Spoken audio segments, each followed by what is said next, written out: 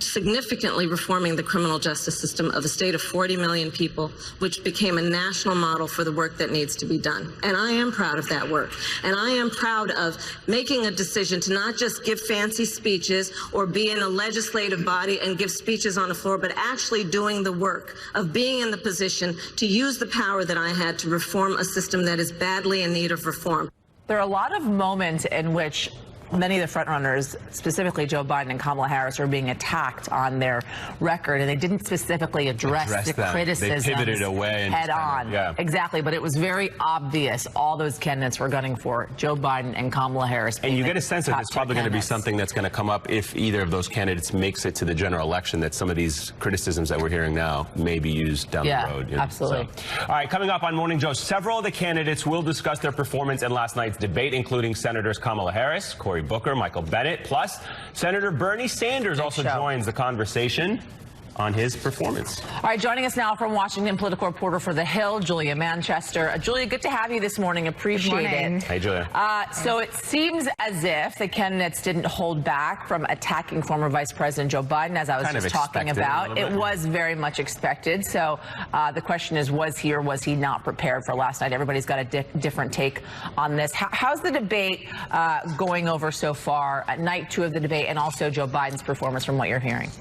Right. I think Joe Biden definitely came more prepared than he did last time. And he even admitted after the first debate that he was not prepared for Kamala Harris to go after him the way that she did. And it was clear that even when Harris took the stage and shook his hand, he said, go easy on me, kid. So he was clearly prepared and, ready for those attacks. And he definitely did have some defensive one-liners. One that really stuck out to me was when Kirsten Gillibrand attacked him on his support for women's issues. And then he really shot back and said, well, you've supported me in the past. What's different now? Oh, you're running for president. So that was definitely a good one line for him. And he was able to definitely put holes in Kamala Harris's health care plan. He was able to invoke former President Obama's name when defending Obamacare. So he wasn't exactly consistent necessarily throughout the debate in defending himself, had some slow moments, but definitely more prepared than last time. Yeah, and one of the issues, healthcare,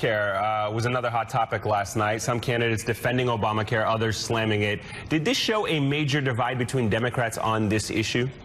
Yeah, there's no question that this showed a major divide. I think both nights of these debates showed a major divide as to whether stick with Obamacare or completely overhaul the system and go towards Medicare for all. And I think this should really raise alarm flags for Democrats right now, because this is an issue that they were very much united on in 2018, and they won big by running on this issue. But if they're divided on this issue going into 2020, an issue that Republicans haven't been as successful on, that's going to hurt Democrats. So I think you have a lot of strategists, scratching their heads this morning thinking, okay, which way do we go? Is there a way to compromise? Which direction should we go in right now? So I don't see this battle for health care, wrapping up anytime soon, but Democrats need to be prepared to make some decision on it. It's such a good point that we've been talking about now for 2 years since Trump got into office, which is health care could very well be the winning issue for the Democrats, but they got to get a handle on where they stand on it. Yeah, absolutely. All right, Julie Manchester, thank you. We're going to talk to you again in just a little bit. Thanks, guys. Still ahead, everybody. We're following the latest details concerning wealthy sex offender Jeffrey Epstein's court appearance yesterday. What a judge signaled about his upcoming trial. Plus, we're going to have a lot more. Welcome back, everyone. A federal judge has signaled Jeffrey Epstein won't stand trial on sex trafficking charges until at least June of next year. A subdued Epstein appeared in court yesterday for the first time since he was found injured in his New York City jail cell last week, semi-conscious with marks around his neck. There was no mention of the incident during the brief hearing, and the 66-year-old actually displayed no outward signs of injury as he sat quietly while his lawyers and the prosecutors discussed a possible trial date. Epstein was arrested July 6th on charges of sex trafficking and conspiracy. He has pleaded not guilty to the charges that he has been accused of. Joining us here on set, MSNBC legal analyst Danny Savalas. Danny, great to have you with us, buddy. So let's talk about how much time he could possibly face if, in fact, he is found guilty of these charges. We're still almost a year out. before he could potentially face trial. It will be very closely watched. What are the consequences if he is found guilty? His statutory maximum penalty is 40 years on the child sex trafficking and 5 years on the conspiracy. But the statutory maximum is always a misleading number to discuss because most defendants, especially first or second, even second-time offenders, aren't going to get anywhere close to the statutory maximum. We have these federal sentencing guidelines that give us, I don't even want to say a closer forecast, but something much lower than the statutory maximum. It's possible a judge could give that sentence and it would be legal, but generally speaking, the maximum is not a likely sentence. Very quickly, is it normal for a trial like this to be delayed for, not delayed, but to take up to a year for it even to start? Yes, although in federal court moves at light speed compared to state courts. And the law says, the Speedy Trial Act says that 70 days is the timeline from indictment to trial. The practical reality is most of the time the defendant needs a little more time to prepare, and especially in this case, because some of these allegations go so far back, it's no surprise that despite the Speedy Trial Act, this case will not come up for trial until a year from now. And frankly, if this case was in state court, the same case, it would probably be several years from now. Federal court generally moves very quickly. I want to bring the conversation back to the debates last night because they ended about 30 minutes ago. And front and center was criminal justice reform last night. How would a plan like Biden's in decriminalizing marijuana and jailing people and stop jailing people for drug charges, what type of impact would that have? It depends what decriminalizing means. Biden has suggested he would move marijuana from a Schedule I drug to a Schedule II drug under federal law. And the only difference there is that a Schedule I drug has no accepted medical use. A Schedule II drug has some medical use, and that would open it up for testing. But be wary of any plan that simply says we will keep marijuana illegal under federal law, but we just won't enforce it. That is not a fix. So each of these candidates has to be prepared to answer the question of what they will do with existing statutory federal law. And simply saying, oh, I'll just ignore that isn't an answer, because it stifles the marijuana industry. It doesn't allow banks to freely lend money to companies if want to engage in the business. Cash transaction, and that in itself limits the whole industry. Exactly. So it's never a fix to say that, well, we just won't enforce an existing law. Someone needs to come up with a plan, and decriminalization, a statute that will change the schedule of marijuana would be helpful, but the answer must be statutory, not declining to prosecute. All right, Jay Zavala, always a pleasure, buddy. Appreciate it. Let's get a check now on your weather with NBC meteorologist Bill Cairns. Hey, Bill. Hey, good morning. Those thunderstorms yesterday caused a lot of problems and delays on the I-95 corridor from D.C. to New York, and especially in Boston. Boston was hit by a thunderstorm that produced two extremely strong wind gusts. One was in the 60-mile-per-hour range. The second was in the 70-mile-per-hour range. A few sailboats got knocked over. Logan Airport for a short time was actually shut down, and yeah, it left its mark. So a lot of people are probably trying to remake their travel plans this morning after getting delayed and canceled last night. So the worst weather this morning is in areas of eastern Kansas. We've got training thunderstorms. What we mean by that is we have thunderstorms that keep reforming, and they're moving over the same areas, and then the rainfall really starts to add up. It's in between Topeka, Kansas, and Kansas City, almost over the University of Kansas at Lawrence. And this map shows you where our flash flood watch is, all of eastern Kansas, portions of western Missouri, including Kansas City and Topeka. These red areas here are counties that are under flash flood warnings from heavy torrential rains. And the problem is, it's not just today. This pattern is going to re-emerge tonight and even into Saturday. So we got 2 to 3 days of this, and our computers are hinting at the possibility of a widespread 4-inch rainfall, maybe some areas as high as 6 inches, and some of this is going to sneak down into Oklahoma too. So don't be surprised if tomorrow morning we get to show you some extreme images of some flash flooding from that region. Otherwise, very hot day today, Texas to Oklahoma, first day of August. That's how it usually is. Southeast storms, that's kind of normal. We're going to clear it out for a decent afternoon today. Lower humidity, especially northern New England, still great in the Great Lakes. And as we head towards the weekend outlook, kind of more of the same. I mentioned the problems with all the rainfall and the flood threat around Kansas City. This is Friday's map, still summer storms in the southeast. We get a decent day on Saturday in northern New England, but some of those storms will try to sneak up towards New York City, Philadelphia, and D.C. Sunday looks pleasant for many areas. So, yeah, we'll keep an eye on that Kansas City to Topeka area. That's by far the worst weather in the country this morning. All right, thank you, Bill. Still ahead, everybody, the Trump administration imposes new sanctions on Iran's foreign minister, possibly complicating. All right, looking overseas, the Trump administration sanctioned Iranian Foreign Minister Javad Zarif. The administration says Zarif carries out the country's, quote, reckless agenda and acts as an apologist and propagandist for the regime. Zarif was instrumental in the landmark 2015 nuclear deal from which President Trump unilaterally withdrew the U.S. last year, despite Iran remaining in compliance with the JCPOA. In recent months, Iran has started violating some of the terms of that agreement.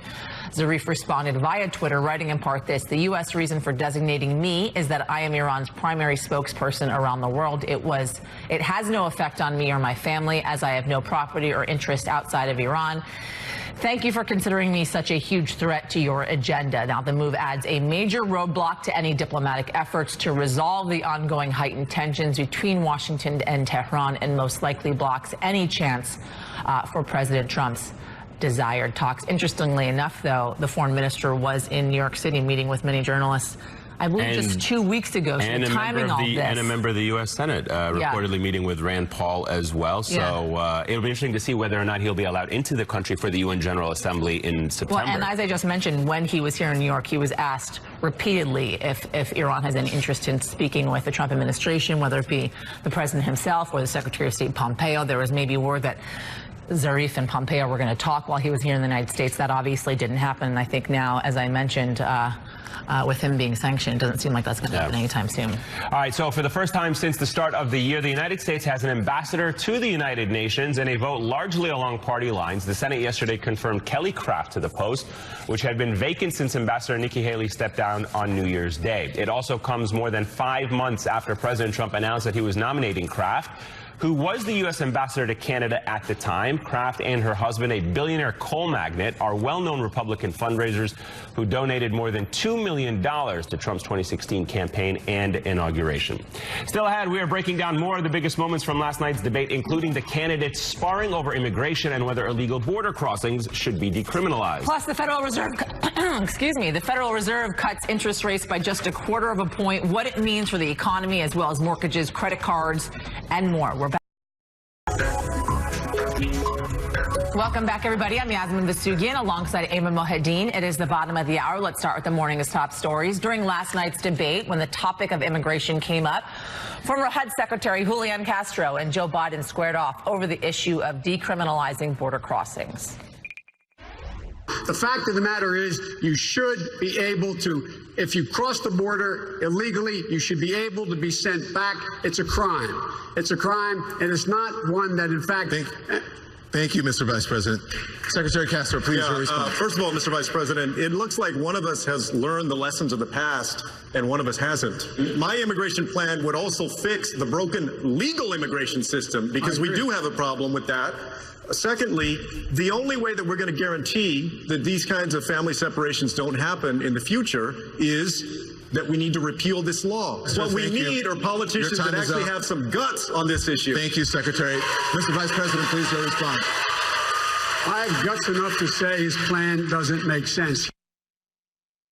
First of all, I just want to say, again, tonight, we are playing into Republican hands who have a very different view, and they're trying to divide us against each other. I'm listening to the language of my colleagues. No, Mr. Vice President, we are not going to just let people cross the border. An unlawful crossing is an unlawful crossing. All right, so several other Democratic candidates also challenged the former vice president over the Obama administration's deportation record. Vice President Biden, I didn't hear your response when the issue came up of all those deportations. You were Vice President of the United States. I didn't hear whether you tried to stop them or not, using your power, your influence in the White House. Did you think it was a good idea, or do you think it was something that needed to be stopped? The president came along, and he's the guy that came up with the idea, first time ever, of dealing with the Dreamers. He put that in the law. He talked about a comprehensive plan, which he laid before the Congress, saying that we should find a pathway to citizenship for people. He said we should up the number of people that we're able to bring into this country. Lastly, he also pointed out that we should go to the source of the problem and fix it where people were leaving in the first place. Mr. Vice President, you want to be President of the United States, you need to be able to answer the tough questions. I guarantee you, if you're debating Donald Trump, he's not going to let you off the hook. So did you say those deportations were a good idea, or did you go to the president and say this is a mistake, we shouldn't do it? Which one? I was vice president. I am not the president. I keep my recommendation in private. Unlike you, I expect you would go ahead and say whatever was said privately with him. That's not what I do. Mr. Vice President, you can't have it both ways. You invoke President Obama more than anybody in this campaign. You can't do it when it's convenient and then dodge it when it's not. And the second thing, and this really irks me because I heard the Vice President say that, if you got a PhD, you can come right into this country. Well, that's playing into what the Republicans want, to pit some immigrants against other immigrants. Some are from countries and some are from worthy countries. We need to reform this whole immigration system and begin to be the country that says everyone has worth and dignity, and this should be a country that honors for everyone. Don't let the Republicans divide this party against itself. Senator, thank you. Mr. Vice President, the fact is, that's what I said about this country. We are a country of immigrants. All of us. All of us. Some here came against their will. Others came because they, in fact, thought they could fundamentally change their lives. And they did. And the fact of the matter is, I think the President of the United States, Barack Obama, went out of his way to try to change the system, and he got pushed back significantly. So Joe Biden also mixed it up with Senator Cory Booker, some of which we just saw, over criminal justice reform. The match came after Booker called the former vice president's reform plan inadequate. Why is Senator Booker wrong? Well, I think he is wrong. I think we should work together. He has a similar plan. Mr. Vice President has said that since the 1970s, every major crime bill, major and minor, has had his name on it. And sir, those are your words, not mine. And this is one of those instances where the House was set on fire, and you claimed responsibility for those laws. And you can't just now come out with a plan to put out that fire.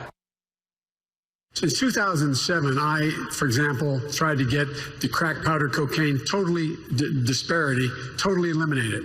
In 2007, you became mayor. And you had a police department that you went out and you hired Rudy Giuliani's guy. You engaged in stop and frisk. You had 75% of those stops reviewed as illegal. You found yourself in a situation where 3 times as many African-American kids were caught in that chain and caught up.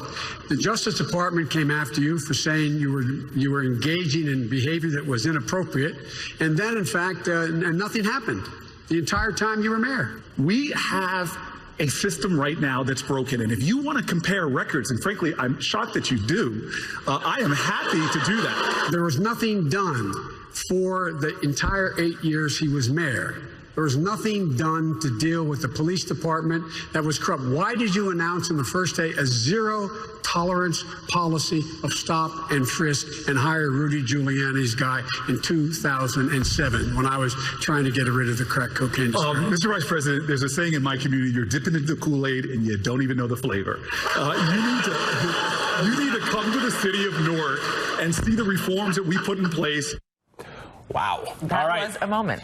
Switching gears to the death of Eric Garner, that loomed large over last night's Democratic debate. In fact, protesters interrupted Senator Cory Booker's opening statement, chanting "Fire Pantaleo," a reference to the police officer who put Garner in a fatal chokehold back in 2014. New York City Mayor Bill de Blasio defended his city's handling of the case and not firing the officer while questioning the Obama administration's response. I know the Garner family, they've gone through extraordinary pain. They are waiting for justice, and they're going to get justice. There's finally going to be justice. I have confidence in that. In the next 30 days in New York. You know why? Because for the first time, we are not waiting on the federal Justice Department, which told the city of New York that we could not proceed because the Justice Department was pursuing their prosecution. The Vice President, for 2.5 of those years, Mr. Vice President, tell us, what did you do to try and spur on the Justice Department to act in the Garner case? Thank you, Mayor de Blasio. We made sure we reduced the federal prison population by 38,000 people, number one. Number two, we in fact insisted that we change the rules that police engage in. We provided for body cameras. We made sure that there were a lot of things that were changed in the process. But here's the deal. The fact is that we're talking about things that occurred a long, long time ago. And now all of a sudden, you know, I find it fascinating. Everybody's talking about how terrible I am on these issues. Barack Obama knew exactly who I was. He had 10 lawyers do a background check on everything about me on civil rights and civil liberties, and he chose me, and he said it was the best decision he made. Thank you, Ms. So President Trump did come up on the stage, by the way. 2020 candidates on last night's debate stage, they amplified their support of impeaching the president. Watch this. I believe that we in the United States Congress should start impeachment proceedings immediately. There are 10 clear incidents of obstruction of justice by this president. I believe the American people are right to say there should be consequence and accountability for everyone, and no one is above the law, including the president. I think that too many folks in the Senate and in the Congress have been spooked by 1998. I believe that the times are different. And in fact, I think that folks are making a mistake by not pursuing impeachment. I just want to make sure whatever we do doesn't end up with an acquittal by Mitch McConnell in the Senate, which it surely would. And then President Trump would be running saying that he had been acquitted by the United States Congress. The best impeachment is beating him in the election of 2020. And coming up on Morning Joe Big Show ahead, several of the candidates will discuss their performance in last night's debate, including Senators Kamala Harris, Cory Booker, and Michael Bennet. Plus, Senator Bernie Sanders also joins to discuss his night one performance. All right, joining us now from Washington, D.C., once again, political reporter for The Hill, Julia Manchester. Julia, good to have you back with us. What do you make of some of the candidates' calls for impeachment? Do you think they resonated with voters out there to even maybe sway Nancy Pelosi a little bit, Speaker of the House? Well, I don't think they were necessarily new. This is just the first time we've really heard those calls all together on a debate stage in this format. A lot of these candidates have, throughout the campaign kind of trickled down and started to call for impeachment proceedings to begin. But it kind of follows the pattern of what's going on among House Democrats right now. We slowly see more House Democrats signing on with the idea of impeachment. I don't know if that necessarily moves the needle with voters, though. I think Nancy Pelosi is very cognizant of the fact that most voters are focusing on issues like health care and the economy. And I think a lot of these candidates on the campaign trail, at least, aren't going to be focusing on impeachment. It might be part of their talking points from time to time if they're asked about this question, but I don't think it's necessarily going to move a needle. In terms of Nancy Pelosi, it probably, it's something she could put in the back of her mind. But at this point, she's still very cognizant of how voters feel about this issue. Let's, Julia, compare both nights. What do you think stood out the most between the separate debates, both last night and the night before, and also amongst the lower tier candidates? Do you think anybody really had a breakout moment? We have 6 weeks or so before the next debate. This may very well have been the last time we're going to see some of these candidates on the debate stage. Right. So I think to answer the first question, the thing that really stood out to me was really the divide on health care. And we talked about this in the earlier segment, but Democrats really need to be cognizant of this. They need to understand that they need to be united on health care, an issue they have repeatedly won on going into 2020. They can't be weak on this issue that Republicans have been weak on and essentially lose on that issue. So that's something that very struck me, and I think struck me a lot. And I think that there needs to be more strategy on this if Democrats want to be successful on this issue. In terms of the breakout candidates, it's kind of hard to tell. I think Steve Bullock and John Delaney had good nights, in terms of getting more attention and getting their, raising their profiles. But I don't necessarily see a major breakout moment among none of the lower tier candidates. All right, live in D.C. for us, Julia Manchester. Always a pleasure. Thank you, Julia. Thanks, Julia. Thank you. So still ahead as Mitch McConnell faces accusations of turning a blind eye to election security. A new report claims his former staffers pushed for a Russian-backed mill. Welcome back. Will supply the Defense Department. Democrats are urging the Trump administration to review the Russian firm's $200 million investment project. McConnell is currently facing questions for allegedly helping block a congressional effort to stop that investment. Rusal's contribution was only made possible after it won sanctions relief from the penalties the Treasury imposed on that company and other businesses owned by a Russian oligarch and Kremlin ally, Oleg Deripaska, who's accused of facilitating some of Moscow's most corrupt activities. Treasury Secretary Steve Mnuchin announced in December that the department would lift the sanctions on the Deripaska-owned companies only if he agreed to drastically reduce his stake in the businesses. The deal, however, was reportedly too beneficial, and he still remains under U.S. sanctions. All right, let's get a check on your weather now with NBC meteorologist Bill Cairns. So when I say it's August, in your mind you think cooling. temperatures? I think it's cold in the studio and hot outside. I think, and to me, it means we're heading into the peak 3 months of the hurricane season. Okay. And Oh, yeah, of course. Yeah, I mean, it's different. Probably for give us everyone. a clue or something. Give us a nudge in the direction of where you're taking this, Bill. Not just So throw many it out. things. It's When I the say weather August, segment. Well, Last month before school start. I mean, we could Football really. season, preseason, what? I mean, it's like a Twitter hashtag gone wrong. All right, so the Atlantic hurricane season, as I was saying, it's a 6-month season, but this little mountain here, this is the frequency of the storms, and you see we're here. This is where we are on the timeline, and this is what we're heading towards. The peak of this season, actually September 10th. This is when we get the bigger storms. This is the 3 months that we have most of our memorable storms. And as we go throughout the next, 10 days or so, we do have a couple threats, and one of them's well out here, way in the Atlantic, but the Hurricane Center now says a 70% chance that this one's going to develop. So why am I even bringing this up? Because this one is going to take a general direction towards the islands, the northern Leeward Islands, as we go throughout the next 5 days. The Hurricane Center says this is the development zone the next 5 days. Our computer models are taking it from this point towards 7 days from now towards Puerto Rico. It's so far away, hasn't even formed yet. We have no idea what the intensity will be, but it's that time of year that now have to start watching these things almost on a daily basis. And also, here's our August outlook, and much of the ring of the country, the coast, west and east coast, are looking at above average temperatures for this month, with cooler than average temperatures in the northern plains. And we're kind of playing that out today a little bit. A little cooler in Minneapolis, Chicago. Warm weather today in the northeast, also showers and storms in the southeast. So we'll monitor it. We got about 7 days until even Puerto Rico would be threatened by that next tropical system. So no rush. Let's hope it breaks up and takes a turn. Yeah, it hasn't even formed yet, but it's that time of year. All right, start tracking. All right, thanks, Bill. Still ahead, for the first time since the financial crisis, the Federal Reserve. Welcome back. Despite a strong economy and low unemployment numbers, the Federal Reserve lowered interest rates by 1/4 point yesterday, making it the first cut in more than a decade. The move comes as a precautionary effort to protect the U.S. economy against muted inflation, mounting concerns over global growth, and the uncertainty over President Trump's trade war with China. CNBC's Willem Marx joins us live from London. Willem, good to have you with us. So walk us through, what more can you tell us about this decision and how the markets here reacted to it? They weren't very favorable. Yeah, I mean, essentially this was no surprise. Investors, traders had been expecting a rate cut. The reason they didn't like what they ended up getting from the Federal Reserve was because they expected potentially some more significant rate cuts than just that 0.25%, and also potentially a promise of further rate cuts down the road. They didn't get that. We saw them throw a bit of a temper tantrum. The S&P 500 and the Dow Jones both closed sharply lower. What's really interesting is to look at the reasoning. You mentioned some of that there, Yasmin, in terms of why they came to this decision. And it wasn't, amid all that fierce criticism from President Trump, amid all the political pressure, there were some very valid economic reasons. They called it a mid-cycle adjustment.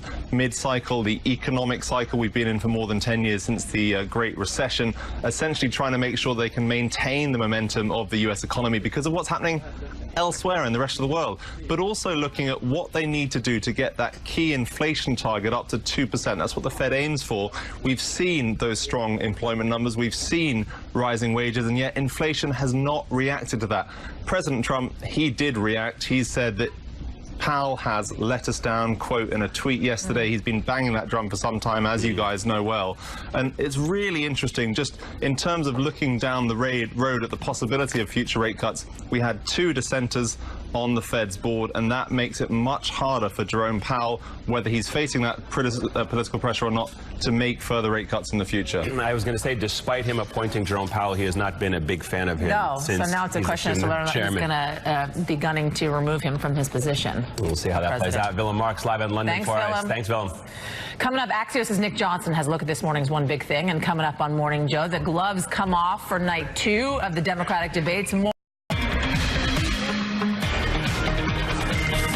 Welcome back, everyone. Joining us now from Washington, D.C. with a look at Axios AM, Editor-in-Chief for Axios, Mr. Nicholas Johnson. Great to have you with us. Good morning. Good morning to you, sir. What is Axios' One Big Thing? Yeah, today's One Big Thing is the Democrats' collision course. Our Axios Smart Brevity take on last night's debate is that Joe Biden survived but didn't dominate. A big question after his rocky performance in the first round of debates was, would he be able to regain his footing after those attacks from Senator Kamala Harris? And the takeaway from last night is that he did. He was, as one Biden survivor One person close to the Biden campaign, told us before the debate this was an opportunity not for Biden to win, but he could certainly lose if he didn't do it well. And what we can see now is that he certainly didn't lose. He was able to take all the punches. A lot of the folks ganging up on him. A Biden staffer told us after the debate that he wouldn't let himself be a punching bag. And, there was a Jimmy Kimmel line from late last night. The debate was Joe versus a volcano. So Joe Biden certainly righted the ship, kept things going stable, and remains sort of a strong front runner in the race. Safe and stable. So who do you think were the big winners from last night? I mean, the other big winners, I think Kamala Harris sort of retained herself as a front runner on the debate stage. Like, she elevated herself in the first round of debates. She's still up there in the top 5. Cory Booker had a pretty good night from a lot of the things that I saw and sort of watched. But for the most part, my real takeaway is that nothing in the last 2 nights really changed the status of this of the race. If you look back to the first round of debates, that really woke up the next morning after that, and things were a little different. Joe Biden looked a little vulnerable, and the strong performance. I'm looking up this morning thinking about how the race is changing. I don't think it really has very much. That group of the top 5 is still remains stable from the night before. Bernie Sanders, Pete Buttigieg, Elizabeth Warren, they still remain the top 5 candidates. It remains to be seen if one of the other second-tier candidates really had an opportunity to break through, like Cory Booker, as I mentioned. We'll see that possibly in new fundraising totals, but the way it looks to me is the race is solidifying around those top 5 candidates, and we've got, 6 months to go until we start voting. Yeah, I always look forward to those post-debate polls to see where people live, and I have a feeling there's not going to be much movement from the polls that we were looking going into the debates. Speaking of the primaries and looking ahead, I know that Access has been looking at a plan to boost participation among Democrats in the states of Iowa and Nevada in next year's caucuses. What does that plan involve exactly? Right, Iowa and Nevada, home of the first 2 caucuses, are looking at using telephone caucusing to make it more easier for people to participate. I don't know if you're very familiar with a caucus, if you've ever been to one. It's not like voting at all. Once you get through the line for a vote, it's 5 seconds, you're in and you're out. For a caucus, that could take hours, and that's a challenge for some voters, particularly in Nevada, where a lot of Democrats work in the casino industry and keep very odd hours, 24 hours a day, the casinos are open. And so the Democrats are looking at, can we use telephones to do that, to allow these people to participate? That is setting off alarm bells for cybersecurity. Experts were reporting, because you know how easy it is to spoof a phone number. Just last week, I got a phone call from my electric company. It was a scammer, but it showed up on my phone as coming from that phone number. And Democrats are very worried about making sure they have the right protections to make sure. Is there any kind of spoofing in that? Remember, as Mueller and many others have said before, Russia is working on interfering in this election, and messing with a caucus would be a great way to start. Yeah, can you imagine the security concerns, as Nick was just saying, if you started to have to deal with phone security and caucuses and voting? Absolutely. Yeah. What a nightmare. We know Governor Jay Inslee, he's basically leading with climate change. Climate change has become a big talking point for 2020, and you have some new reporting on how the way it's talked about to change. Yeah, one of the important things is looking at sort of how people talk about climate change, the words they use, sort of whether it's a crisis or whether it's an issue, whether it's that challenge to look at. And we've seen certainly on the left among some progressives that they are certainly ramping up the words, using crisis, using things that are very sort of almost alarmist language. And we've seen that seeping into media as well. And why that matters is if you look at sort of the real challenge in addressing climate change is the split between the 2 parties. It's very difficult to get Republicans on board when using such alarmist language. All right, Nicholas Johnson, always a pleasure, my friend. Thanks, Live in DC.